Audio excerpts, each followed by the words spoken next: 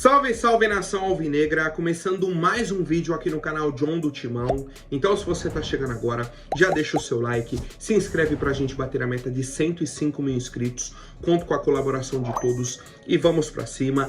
Uma ótima quinta-feira a todos os corintianos e corintianas que me acompanham, hoje com o Corinthians classificado para as quartas de final da Copa do Brasil. Eliminamos ontem a equipe do Grêmio nos pênaltis, no sufoco ali, né? Nos pênaltis nem foi tão no sufoco, mas a partida como um todo, né, o mata-mata e tudo mais, sem gols, tanto na ida quanto na volta, e o Corinthians consegue essa classificação. Vamos falar bastante disso, né? Peço que me sigam também nas redes sociais, Instagram, TikTok, Kawaii, Twitter, todos os links aqui embaixo na descrição. Vamos pra cima e, editor, pode rodar a vinheta. Salve o Corinthians! Bom, quero agradecer a presença de todos ontem na live, muito bacana, tivemos aí muita gente presente, né? O pessoal estava animado, empolgado com essa classificação do Corinthians.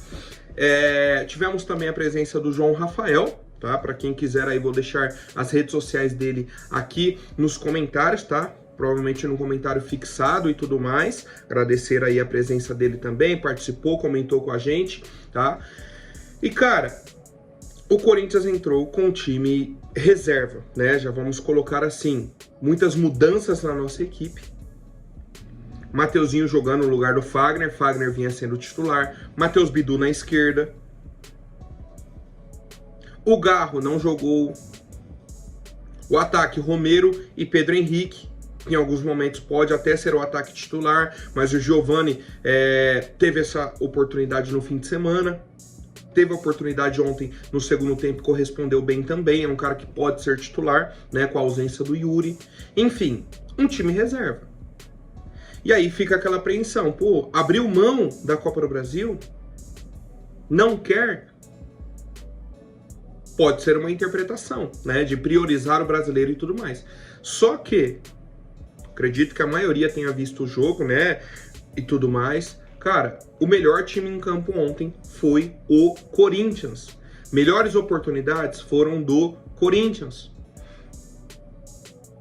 O Grêmio teve a finalização com o Soteldo de falta e depois um chute da entrada da área que o Hugo Souza pegou também. Fora isso, não teve uma grande chance do Grêmio. Nossa, saiu cara a cara e o Hugo Souza fez a defesa, um chute na trave. Nada, não teve. Um cabeceio perigoso. Não. O Corinthians, por outro lado, teve... Eu até anotei aqui. Primeira chance no primeiro tempo foi uma cabeçada do Romero, né? O Marquezinho fez a defesa. Beleza. Segundo tempo, logo no início, um minuto e meio, Pedro Henrique cabeceia dentro da pequena área, no escanteio. Bola passa rente à trave. Depois a gente tem o chute do Kaká de fora da área que me surpreendeu. Um chutaço. Grande defesa do Marquezinho. Nesse mesmo lance, sai o escanteio para o Corinthians. O Romero recebe a bola dentro da área, domina e erra o chute. Praticamente nos últimos lances, né, quando o Garro já estava em campo. Puxou o contra-ataque, faz o lançamento na inversão de jogo para o Matheus Araújo, ele domina e ao invés de bater no gol, ele tenta dar o passe para a área. Cara, cava no goleiro, bate no gol.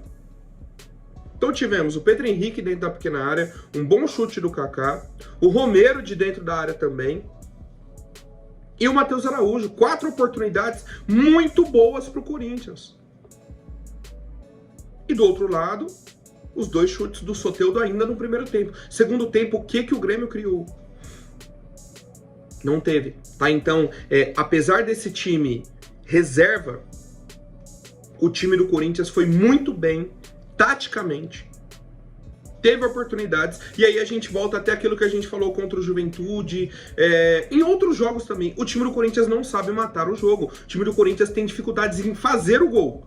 A gente cria chance, mas não consegue fazer os gols, né? E ontem não fez falta porque a gente passou nos pênaltis, mas seria importante, por exemplo, se faz um gol ali na reta final, o Matheus Araújo mata o jogo, classifica e resolve, tá? Mas enfim, tivemos as substituições no decorrer do jogo, né? O Coronado jogou meio tempo só, Breno Bidon entrou no lugar dele. O Charles sentiu uma lesão, né? Até tinha separado essa questão do Charles, vai ser avaliado hoje. para entendermos se foi uma lesão, se foi cãibra, o que aconteceu com o Charles, tá? Sei que na reta, quando acabou o jogo, né, ele tava comemorando e pulando e tudo mais, não parecia ser uma lesão grave, tá? Provavelmente, se for só cãibra, melhor ainda. Resolve a situação do Corinthians, né? Um desfalque a menos para nossa equipe, tá? Agora o que eu quero comentar é sobre o Renato Gaúcho, o time do Grêmio, o Marquezinho, que comentou no jogo até do Brasileirão, né, que era uma vergonha, que o Corinthians não precisava disso. Choraram em questão de arbitragem e foram eliminados para o time reserva do Corinthians. Um time reserva do Corinthians tendo as melhores oportunidades. Se é o Romero com cartão amarelo no jogo e dá uma solada no Marquezinho igual o Diego Costa fez, Romero tomava o segundo amarelo e estava expulso. Como foi o Diego Costa, que tinha tomado o primeiro amarelo por conta de uma discussão com o Gustavo Henrique, o árbitro não expulsou. Não expulsou, inverteu um monte de falta. Uma bagunça de sempre, né? Mas é aquilo que a gente fala. Na hora que o resultado vem para o nosso lado, né, que foi ontem, a gente acaba até esquecendo esses lances, essa questão da arbitragem, que por muitos momentos esteve a favor do Grêmio, que a gente fala é indecisões, né? Não que, não, ele roubou pro Grêmio. Não acho que foi isso, mas a arbitragem é ruim e em muitos momentos tendenciosa, tá? Mas enfim, cara, quero destacar o Hugo Souza, que foi o goleiro de destaque, né, da partida, obviamente pelo pênalti defendido, e foi seguro no jogo, mas dos jogadores de linha, para mim o melhor em campo foi o Rian. Rian comeu a bola, taticamente perfeito, e os dois que entraram ali na reta final, André Ramalho e Garro, mostraram mais uma vez o porquê de serem os titulares do Corinthians. Tá? Mais uma vez eles provaram isso. O Garro, com 5 minutos em campo, foi um dos melhores da equipe do Corinthians. Giovani entrou bem também, criou uma oportunidade. Certo? São jogadores que mostram o porquê que eles foram reservas ontem e porquê que eles são os titulares do Corinthians. Tá? É a lógica contrária, né? Eles estiveram no banco ontem porque realmente tem mais qualidade que os demais. Cara, a classificação merecida. Estratégia do Ramon Dias funcionou, né? Usou os reservas, conseguiu a classificação, jogou no limite, levou o jogo até o limite, classificou, valorizou o nosso elenco, né? Até na coletiva de imprensa, explicou que já tinha conversado isso com os jogadores, queria utilizar todo mundo, que eles teriam oportunidade hora ou outra, tiveram ontem, né, uma grande maioria, e disse que o time foi muito inteligente e soube manter o jogo, né, que o que precisa agora é aproveitar melhor as oportunidades. Aquilo que a gente já vem falando, e ele comentou não só nesse jogo, como em outras oportunidades, é isso, né, em outros jogos a gente também cria e não faz o gol, tá? E é isso, tá? Ele falou que estava muito feliz pelos jogadores, pela torcida também, falou que todo mundo fez um esforço enorme, entregaram o máximo e conseguiram avançar de fase. E aí, só pra gente ter uma base, né, da próxima fase, temos ainda o jogo hoje São Paulo, Goiás e São Paulo, né, o jogo da volta. São Paulo já venceu o primeiro por 2-0 e temos os classificados. O Vasco já tinha passado na terça-feira, ontem tivemos Atlético Paranaense avançando, Atlético Mineiro, Bahia, Flamengo, Juventude e, obviamente, o Corinthians classificado também, tá? Então, cara, tá um panorama interessante, vai criando corpo. O que eu até comentei na live ontem com o João Rafael, né, a gente debateu, os torcedores no chat também, sobre essa chance. Pô, o Corinthians tem chances de ganhar esse título, de brigar nas Copas, né, até na Sul-Americana e tudo mais. E a minha resposta foi a seguinte: se chegarem contratações bacanas, tem chance. Cria corpo para isso. Caso contrário, se manter esse mesmo elenco que temos hoje, chance alguma. Porque vai afunilando, começa a suspensão, lesão, mais do que a gente já vem acompanhando, e o time não vai ter perna para chegar, tá? Mas com contratações, que o John vai até falar aqui na sequência, existe essa possibilidade. Existe um mundo, né, que o time cresça de produção dentro de campo, aproveite melhor as chances, e aí tem totais condições sim de brigar por uma Copa do Brasil, por exemplo. Tem chance. Por exemplo, se na próxima fase pega o Vasco, pega o Juventude, como também pode pegar um São Paulo, um Flamengo, um Atlético Mineiro, um Atlético Paranaense. É a próxima fase. Vai ser sorteio, né? Não tem o adversário definido, mas assim, chance temos. Tá, o Corinthians hoje não abaixa a cabeça para nenhum time no futebol brasileiro, principalmente em mata-mata, né? Nessa questão, obviamente, chegando contratações. Pô, John, como você está falando que não abaixa a cabeça o time que está na zona do rebaixamento? Chegando contratações. 4 no mínimo. 4 contratações no mínimo. E aí, vamos lá. CBF fez o Pix aí, 4,5 milhões de reais para o Corinthians. E as atualizações de mercado da bola são as seguintes. Hugo Souza será comprado pelo Corinthians, tá? Ainda bem que o valor de compra estava fixado, senão ele seria valorizado. O Flamengo ia querer um valor absurdo para vender o Hugo Souza. O Corinthians pagou 200 mil euros pelo empréstimo, e aí o valor de compra seria em 800 mil euros. Totalizando aí 1 milhão de euros para ter 50% dos direitos do atleta. O Corinthians vai efetuar o pagamento desses 800 mil euros, tá só vendo aí o fluxo financeiro, né, para efetuar a compra e ter o Hugo Souza em definitivo. Tá? Então, cara, melhor decisão possível, o cara que chegou, vestiu a camisa, tomou conta ali da posição. Zagueiro João Pedro Choca, 20 anos, foi o nosso um dos campeões, né, da Copinha esse ano e tudo mais, veio para o time principal, teve ali 3, 4 oportunidades no máximo, e aí viaja essa semana para Fortaleza para assinar com a equipe do Ceará, vai jogar a Série B do Campeonato Brasileiro. Ceará teve uma lesão no zagueiro Gabriel Lacerda, uma lesão séria, né, um rompimento ali do ligamento do joelho. E aí, precisaram de um zagueiro e tudo mais, negociaram rapidamente com o Corinthians. Corinthians libera o João Pedro até o fim do ano, né? Não dá nem 6 meses de contrato, já estamos ali perto do meio de agosto, tá? E aí, João Pedro vai para o Ceará tá brigando ali para subir para a Série A, então vai ser uma experiência bacana, vai ter oportunidades de jogar, de ter uma sequência e de evoluir, tá? Então, boa sorte aí para o João Pedro, que tenha sucesso à frente do Ceará.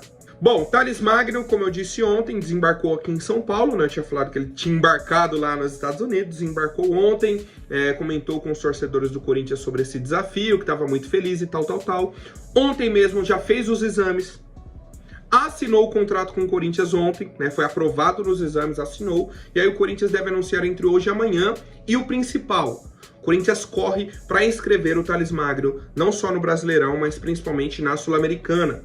Tá? Porque precisa inscrever até o dia 9, mais conhecido como amanhã, sexta-feira, para que ele esteja disponível para ida e volta contra o Red Bull Bragantino semana que vem e na próxima, tá? Então, o Corinthians corre contra o tempo para inscrever o Thales Magno. Podemos ter o anúncio oficial dele ainda hoje ou, no mais tardar, amanhã, tá? Essa questão burocrática mais de documento e tudo mais, para que o Thales Magno seja oficializado na equipe do Corinthians, tá? Mas já está tudo certo. Vamos com demais novidades, né? Aquilo que eu falei sobre contratações e tudo mais. Alex Arce, centroavante paraguaio da LDU. A situação foi a seguinte: o Corinthians ligou pro empresário dele, né? Ó, tô interessado e tal. Ele falou, ó, quero, gostou do projeto, gostou da proposta salarial, gostou de tudo do Corinthians.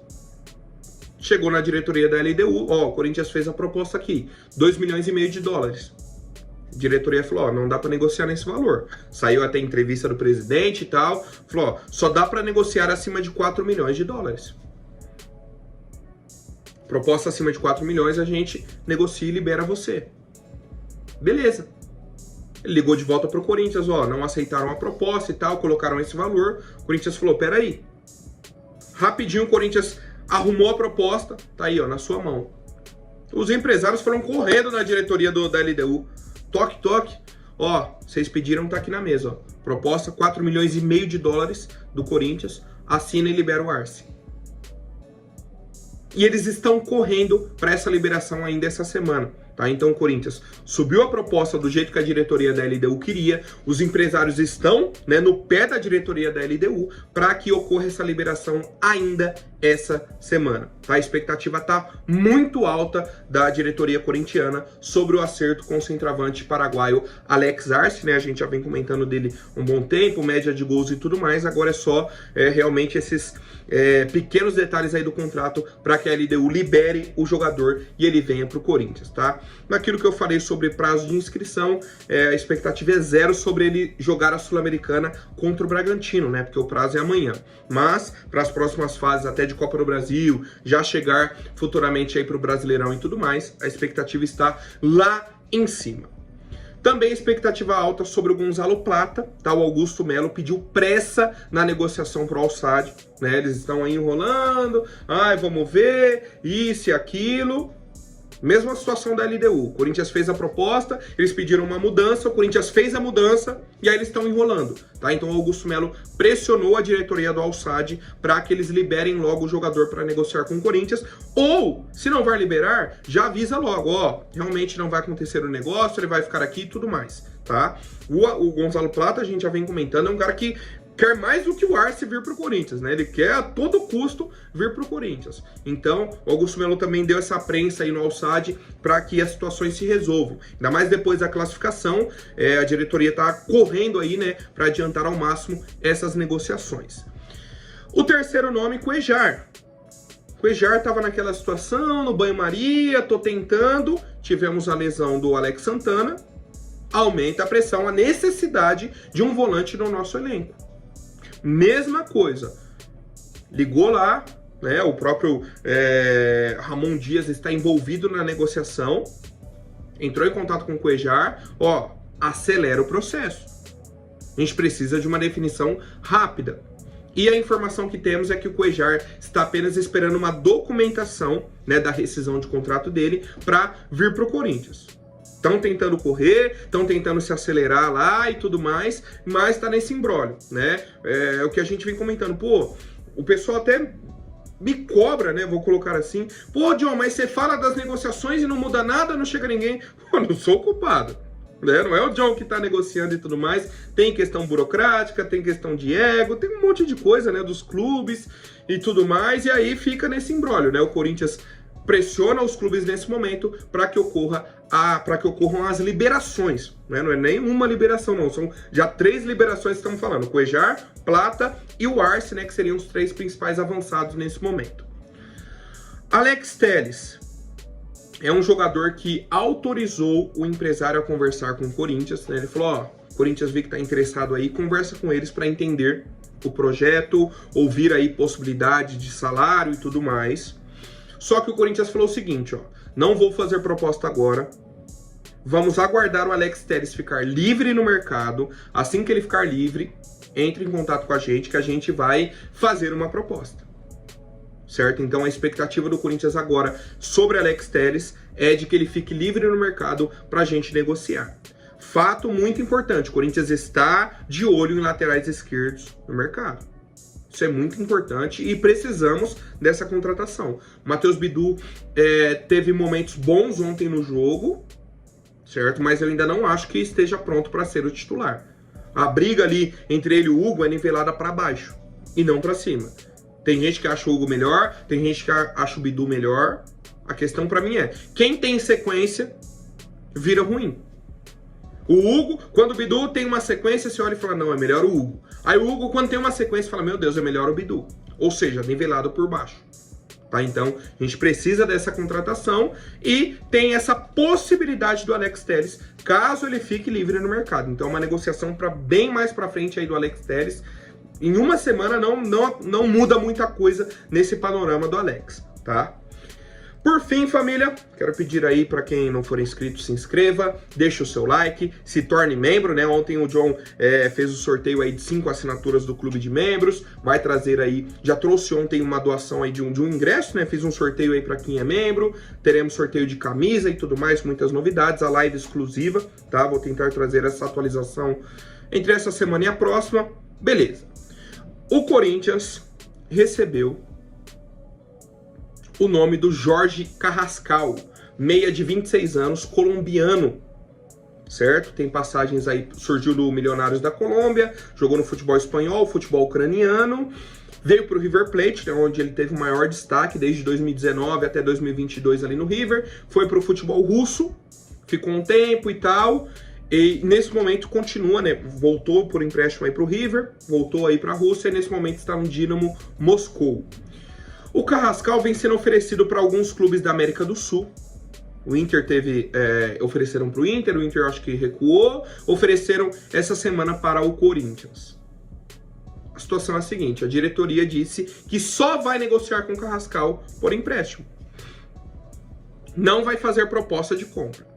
Para a gente entender quem é o Jorge Carrascal. Jogou a Copa América agora pela Colômbia, jogador de qualidade, né, de projeção, principalmente quem viu ele no River Plate sabe que é um cara bom de bola. É um meia, só que joga aberto, tanto ponta direita quanto ponta esquerda, né, aberto pelos lados do campo. Cara, eu aprovaria uma chegada do Jorge Carrascal. É um cara com experiência, bom de bola, e se chegar por empréstimo seria muito bacana. A questão é, o Corinthians não vai acelerar essa negociação enquanto não tiver uma definição sobre o Gonzalo Plata. Primeiro ponto. Caso a negociação com o Gonzalo Plata não dê certo, viu aqui com o SAD, não vão liberar, o Corinthians deve acelerar nessa negociação com o Carrascal. Por enquanto ele fica meio que de stand-by, estão conversando, vem da possibilidade de empréstimo ou não. Existe uma possibilidade bem remota, bem baixa, de fechou com o Gonzalo Plata, Thales Magno, Arce, Cuejar, Alex Telles ou outro lateral esquerdo, e mesmo assim negociou com o Carrascal. Mesmo assim, fecharia com o Carrascal. É uma pequena possibilidade. Pequena, bem baixa mesmo, tá? O Carrascal, na verdade, seria um plano B para o Gonzalo Plata. Características diferentes. Bem, né, o Carrascal, como eu disse, é o meia, o Plata é o ponta original, né, o cara que joga aberto, mas são possibilidades de mercado da bola e eu quero saber a opinião de vocês, família. Por hoje é isso, amanhã eu volto com mais novidades sobre o nosso Coringão, até mais, um forte abraço e vai Corinthians!